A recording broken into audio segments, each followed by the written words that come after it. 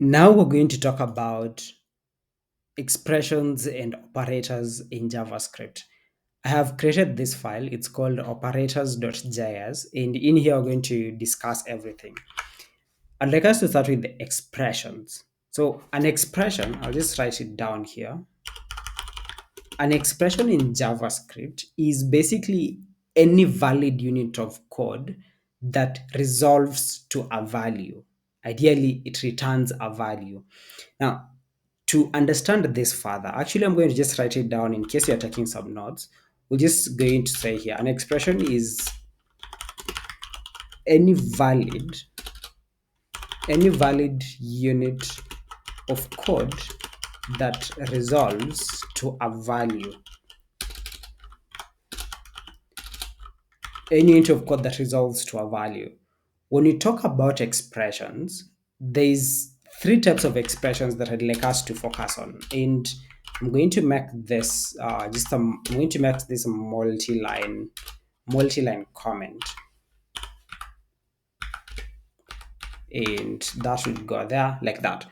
When you talk about expressions, there are three types of expressions that I'd like us to focus on. First, we have what we refer to as literal literal expressions.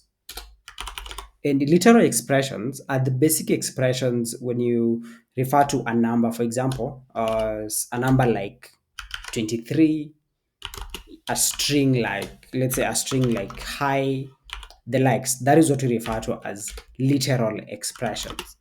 Then we also have what we refer to as identifier expressions. And when you talk about identifier expressions, these are just from the term itself, identifier. It refers to a variable reference, right? So let me just write here. This is a variable reference, and a variable reference is something like, I'm going to just write an EG here. This is something like X. X is a variable name, so that is what we refer to as an identifier. Simply think of a variable name as an identifier because it is a variable reference. Think of a variable name like, let's say, username, something like that. That is what we refer to as an identifier expression.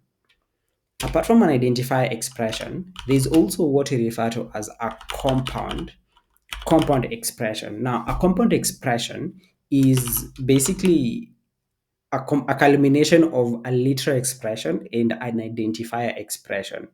So this is, you just combine all the literals and all the identifiers and any operators that you have. A good example here is you have something like, you have an identifier. An identifier is a variable, right? So let's say you had a variable x that was assigned a value 23, right? And then you have an expression, a literal expression that is, let's say this literal expression is 23 again, which is what we had earlier on. What a compound expression is going to be in this case, it's going to be the variable x plus, should be plus 23. So it is when you have a variable name that has a value to it. Remember, when you talk about an identifier, it's a variable reference, so it has a value that is attached to it. So if it is that variable name plus another value, so that is a compound expression. But every time you write something on the right side of an assignment operator, or you pass an argument, you're basically using an expression. When you talk about the right side, in this case, we have x is 23. In this case, 23 is an expression. And in this case, 23 is a literal expression. As well, when you say x plus 23, x being a variable, remember, this is still going to be on the right side of an equal sign. This is also an expression, but in this case, it is a compound expression. Now that we understand expressions, I just need to explain this because this is something that might come up. Either you are reading some notes and it doesn't make sense where they are referring to. You're hearing the term expression all the time. And it's also a potential interview question that you might be asked. Now that we understand expressions, I'd like us to now get a jump over to start looking at operators. I'll have a comment here. You're going to just call these operators. Operators are the way we perform actions on values. So whenever you have any values, you have to perform certain actions. For example, you need to compare between the two values, or maybe you need to add the two values, or you just need to do some action on those values, right? So JavaScript operators, they perform these actions on values, and the values are what we refer to as basically operands. Operators, operands, that makes sense. And they fall into a number of main categories. These operators, they fall into a number of categories. And in these categories, I'm just going to refer to, just type them in simply here. We have what we refer to as arithmetic operators. Arithmetic operators are operators such as, should be a single E. Arithmetic operators are operators such as plus, or in this case, addition, subtraction, multiplication, division, modular. So we're going to look at all of this in a moment. We also have assignment operators. So in this case, we have also assignment operators. And when we talk of assignment operators, we're basically referring to equal signs. In this case, the single equal sign for assignment. We have multiple equal signs, and we're going to see what that look like. There's also comparison operators. I'm just going to state them quickly, and then we can start looking at each of them. We have comparison operators for comparing a number of things. We have logical operators. We have what we refer to as bitwise operators. Bitwise operators. We have string operators. And string operators is basically what is usually referred to as string concatenation. String concatenation is when you add two strings together. We're going to see that in a moment. We also have many other operators like the spread and rest operators. There are many of these we're going to look at later on. But the main operators that I want us to focus on this video is the arithmetic operators, assignment operators, comparison operators, and logical operators mainly. Let us start with arithmetic operators. So arithmetic operators. Like I've mentioned, arithmetic operators, here you're basically doing the simple arithmetic that you learn: addition, subtraction, the likes. So I'm going to declare two variables here. I'm going to call this num1, and I'll give it a value like 34. And I'll declare another variable called num2, and I'll give this a value of 56. With these two values, you can do a number of arithmetic operators, and I'm going to have them in a console.log, so that you can just print out the resultant value immediately.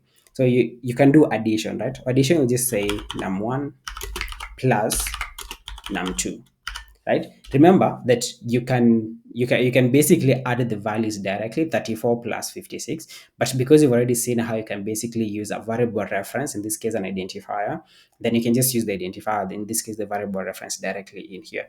So here you have num1 plus num2, right? And if you hit save and run our code here, okay, let me just clear this, and then we run using node. This file is called operators.js. You can see we get 90 as the resultant value of this operation. In this case, what we've done here is addition, right? That is pretty straightforward. Then there's also subtraction. Subtraction, we use just the single hyphen like that. You run it, then in this case you can see this is going to be 34 subtract 56. Of course, you get negative 22. Apart from subtraction, you can go ahead and do multiplication. Multiplication, we use the asterisk sign like that. You run your code, and then you see you get 1904 as the resultant value of this. Pretty straightforward. Apart from multiplication, this division. Division, you use a forward slash. When you do that, you run the code, you can see we get, in this case, 0.60, this entire value. That is the resultant of doing a division of these two values. Yeah. And I do hope you're noting this down. Then you also have what we refer to as a modulus operator. So in this case, modulus use percentage sign. Modulus is the remainder after division. And I'll just write a comment here.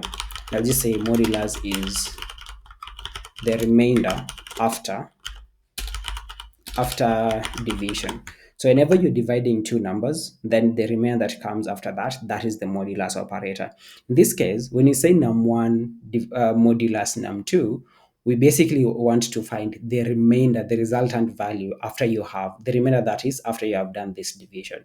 If we run this code, you'll see we're getting 34 as the value, right? So that means when you take num1 divide num2, the remainder after division here is going to be 34. If any of you use a smaller number, let's say numbers that are divisible, let's say we take 3 and 6. In this case, we expect, what do we expect to be the remainder here? The remainder is going to be 3. If we make num1 a bigger number, let's switch them up. Let's say num1 is 6 and num2 is 3. If we do those and run, you see you get the remainder to be 0, because of course when 3 goes here twice, then the remainder of course becomes 0. If you make this value 7, then the remainder should be 1. As you can see here, the remainder is 1. So this we refer to it as a modulus operator. Apart from a modulus operator, we have exponentiation. So I'm going to just write this as an, okay, let me do this just so that we don't have them confusing. Now I'm going to write what we refer to as exponentiation. These are still arithmetic operators. Exponentiation. Exponentiation is when you want to raise a number to a certain value, right? So for example, let's say you have 2 power 2, right? That is exponentiation. So how we do exponentiation here, you just say console, I'm going to use console.log, then we take a value. Let's say we take num1, then we raise it to num2. So let's say num1. Then how we do exponentiation, we use a double asterisk sign. Then you pass in there num2. Basically, what you're saying here is this is the same as saying 7 power 3. And if we run this code, you see you get 343 as the resultant value, which is pretty makes sense, which or rather makes sense here as well. So that is what we refer to as exponentiation. It's important to note these arithmetic operators. They're going to come in handy later on. As we talk about this, something else I should mention as well. Note that we've been able to just have everything passed in here directly, all the operations directly, but also do note that you can be able to do these operations outside. So what I mean by this is you can declare that variable. I'll call this variable, let's say answer. And then you do, in this case, take num1, then you carry any other operation. For example, you want to do addition, you can do num1 plus num2. Then the resultant value is the answer that you can see here, and then now you can console.log answer and do this. So this is a case where you're basically using, you declare that variable to hold the resultant value after you've done any sort of arithmetic operation that you want to do on these values that you have here as well. So this is something you can just play around with to see what you can be able to come up with. Now that you understand these arithmetic operators, there's a lot more that we're going to do later on. We have inbuilt methods or libraries in JavaScript that we can use. But for now, I'd like us to just stick to the raw JavaScript that we are writing at this point. But if you use another resource to learn this, you might note that they're probably using some libraries. But again, don't worry about that at this point. Now that we understand these arithmetic operators, I'd like us to switch up to assignment operators. So you have assignment operators. And assignment operators, they're also quite interesting in a way. They're basically a shorthand for updating a variable using a certain expression, right? So how you can think of this is, let's say we declare a variable here called count. Then we're going to give it a value of 0, right? So count is 0. Then you might want to, this not the first thing that we've done here is that we've assigned the variable count, we've assigned it a value of 0. So this is an assignment operator. At the simplest form, this is an assignment operator. But now you can try to, let's say, increment this value, decrement, and do a few other operations. And this is where now some other assignment operators do come in. For example, if you want to, you can do a simple operation, like you want to increase the count by 5, right? You can just say count, and then use a simple assignment operator, and then you say count plus 5, right? This is ideally how you'd want to do it. But a simpler way that sort of compresses this expression and makes it a lot easier is you're going to take count, the first count that you have there, and then instead of adding another count and then you add everything, just say count plus equal 5. This is similar to what you've just written. It's going to increase the count by 5. Let's try to console.log. I'll just say here console.log, then we went to console.log count. In this case, we expect count to be 5, right? and I'm going to run this. You see we get 5. Just allow me to, okay, I'll just leave those as they are, but note that this is the result for this, which is 5. So we get count to be 5, right? If we take it as it was before, we can just say count plus 5. Then if we run this, you notice that count is still 5. So it is still the same thing that we just seen moments ago. So this is one of the assignment operators that you can carry out. As you've seen, this increases the value by 1. But if we want to decrease the value by 1, then we just change this with a minus subtraction operator. Then once you do this, you expect the value to be -5. So you run the code, you can see you get -5 as the resultant value out of this here. Now, the other thing that you can do is you can use a modulus as well. So in this case, you can just say modulus equals sign 5. Then if you run this, you note that we get a value that is 0 here. So what you're basically trying to do here, I'll just expand this further, is simply it's the same as saying count is equivalent to count modulus 5. So count modulus 5 is basically 0. What is 0 modulus 5? That is 0. Then that means that the resultant here is going to be 0 as well. So that is also a similar thing that you're doing here, which is modulus. I hope that has been quite clear. And these are what we refer to as assignment operators. So you just you maintain the assignment operator equal sign, then you replace this with modulus, subtract, or addition operator there as well. So to try and avoid some accidental sort of global ways of declaring variables with let or basically const, that is what it helps with in this case here. Because if you end up using, for example, a var keyword, we already know how that ends. So always maintain using let keyword and const keyword. Just try and avoid the accidental ways that you can declare variables later on. Okay. Now that we understand assignment operators, I'd like us to switch up again to comparison operators. Comparison operators. Now, at this point, you're probably wondering why we're looking at where we're even looking at all of these things. Like, why should you care about everything that we're looking at so far? Everything that we're looking at this point, it might somehow seem as if these are sort of disconnected pieces of JavaScript, but they're going to make a lot more sense over the next 1-2 videos, because all this information is going to come in together to help us in writing programs that have a really good logical flow to it. So they're going to help us in embedding the logic that we want, or the logical flow that we want into our programs. So for now, I'd like you to just follow them religiously as you're doing right now.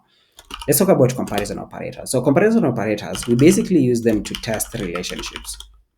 This is the simplest way reasons why we use comparison operators.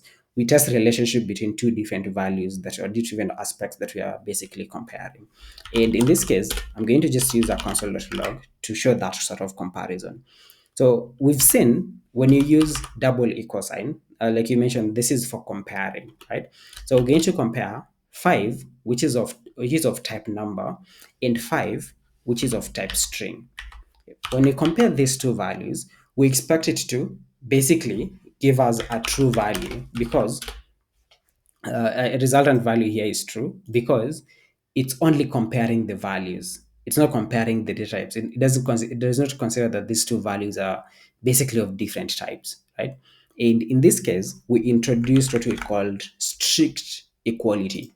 And strict equality is where you add an extra equal sign.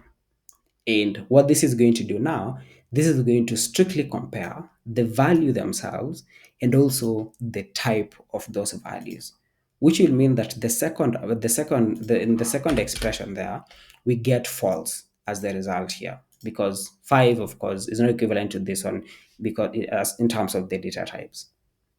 Apart from this equality, when talking about comparison, there's also sort of 3 main sort of comparisons that I'd like us to look at. So for example, when you're comparing values, just to maintain this one here first, you can also want to compare whether two values are not equal. right? So in this case, when you say console.log this 5 is not equivalent to this 5, we expect this result to be true. Let me save this here first. When you run it, you see it tells us true because this is a number, this is a string. But if you just maintain 5, the number, both are number data types, then we expect the result to be false. As you can see here, the result is false because these two values are equivalent. So whatever we are writing here doesn't sort of make sense. It's false. Then you want to compare. Sometimes you look at numbers and you want to compare whether this value, a value on the left is bigger or lesser than the value on the right, and vice versa. To do that, we use the less than and greater than, the same that we saw in the elemental arithmetic that we were doing. So in this case, you can do, for example, 4. You can say 4 is greater than 2. You can just simply do it like that. This in itself is an expression, right? And if we run this, we get a true because, of course, 4 is greater than 2. But also, you can use less than, right? So I'm going to just say this, and then I'll maintain the same numbers, but I use a less than operator, like that. So here we're saying 4 is less than 2. That is, of course, false. Then you see here, we get false as the resultant value from this. Then sometimes, instead of just comparing less and greater, you want to combine this sort of greater than and less than as well as with the equality aspect of it. So for example, you want to compare that a value is less than or equal to another value, or if it is greater than or equal to another value. To help you do that, you still use the same. For example, in this case, you can just say a value like 10 is, you can just say 10 is less than or equivalent to 2. You run this, you get false because, of course, 10 is not less than or equivalent to 2. You can also change this to greater than. So I just have a greater than sign there. Then this, of course, gives us true because 10 is greater than 2. So, of course, as we know, when you're comparing these two, when you're saying less than or equal to, that you only need one of these expressions to be true, or rather one of the conditions to be true. And then that is basically going to give you a true resultant value later on. So whenever you're trying to do these types of conversion, just as a tip for you here, uh, we mentioned type coercion in the previous video as well. So to try and avoid type coercion, they may be just surprises that come up when you're writing your programs that you might not anticipate. To just try and avoid those surprises, I would encourage you to prefer using this triple equal sign or this not equal then double equal. Remember, these are for strict inequality or strict equality as well. So always use these two just to try and avoid any surprises when it comes to type coercion. Okay. That being mentioned, as far as comparison operators are sort of involved here, we're going to go ahead and look at logical operators. Logical operators, as it says, you just use them to basically try and understand some logic on something. So we've already seen this with the Boolean operator. So with the logical operators, just as the other operators, you expect it to give you a resultant value that is either true or false, right? So I'm going to declare two variables here. I'll just use a constant. I'll say, for example, is admin is the variable name, and we'll just say true maybe. Then we also declare another one that is, let's say, is owner. Then we're going to have this as false. So we're going to use these two operators. To do logical operators, we're going to still use a console.log for this. So we want to check whether we can say is admin. So this is what the logical operator is. We can use double and like that. We can just say is admin and is owner. So you're saying that this person is an admin and they're also the owner at the same time. As you can see in this case, one is true and another one is false, right? Just to think of the basic logic that you use on our day-to-day lives, something cannot be true and false at the same time, right? So if something is true and false at the same time, then that means that thing is false by default. So if we run our program, you see we get false as the resultant value here, because again, something cannot be true and false at the same time. Some, if we try to, rather, we can also, apart from this, is what we refer to as the logical end. I'll just actually just write a comment here. We refer to this as the logical end. And then now we're going to look at the logical OR. So the logical OR is usually use sort of uppercase to just refer to this, but I'll just leave them as that. So the logical OR is use this sort of straight lines. So you can just say this is like saying something is, or rather someone is an admin, is there either an admin or an owner. So either of them, if one is true, then the resultant value is going to be true, because something can either be true or it can be false. So that means whatever result you get from there is true, right? So if you run this, I'm going to save this first, and you run this, you see we get true here, right? Again, something can be true or false. It cannot be true and false at the same time. So the first statement is like saying something has to be true and something is true and false. The second is saying something can either be true or it can be false. Either way, it is true. So a false can be a true. What basically what you're saying here is someone can lie, and it is true that someone can lie. I hope that logic does make sense. So the logical end is going to return the first sort of, we talked about operands. So it will return a falsy operand or the last truthy value at the same, in this case, as a result of this. The logical OR is the opposite of that. It is going to return the first truthy operand or the last falsy operand. So that is just sort of a more technical way of explaining what I've just mentioned moments ago as well. So whenever you're doing this, you can also use it in variable declarations, right? So when you're declaring a variable, sometimes you want to give a variable a default value, right? So let's say you declare a variable called name, right? Then name is going to, let's say you have some user input. You have a variable called user input that is going to be assigned here, right? Then sometimes you don't have user input, or you just sort of, you try to hold for or take care of a case whereby the user input that you're expecting is not there. So you give this a default value. So to do that, you just use the logical OR, then you have a default value. So let's say you have a default value as gendo, like that. So this is one of the use cases of this logical operators. So in this case, the variable name is going to default to this variable gen in a case whereby user input is not available. So to explain in the technical terms, in this case, what we mean here is that the variable name is going to default to gendo if the user input is falsy with a y. So that helps make sense of what I was mentioning as far as falsy and truthy are concerned. So this is going to be it for this video, but I'm just going to repeat on this aspect of falsy and truthy just to one more time in case you didn't pick up on what we mentioned. When you're using a logical end, it's going to return the first falsy operand or the last truthy one, right? So in this case, is admin is true. You're basically saying true and false. This is going to be to result to false. That is going to be the first falsy operand. And then the first truthy operand is in a case whereby someone is an admin, and this is all this, both of these are true. So it's going to be the last truthy operand in this case. And then on this one, it's going to return the first truthy operand or the last falsy operand, right? So in this case, we're saying is admin or is owner. But in this case, as you can see, is admin is true. So this is the first truthy operand. The second one is falsy.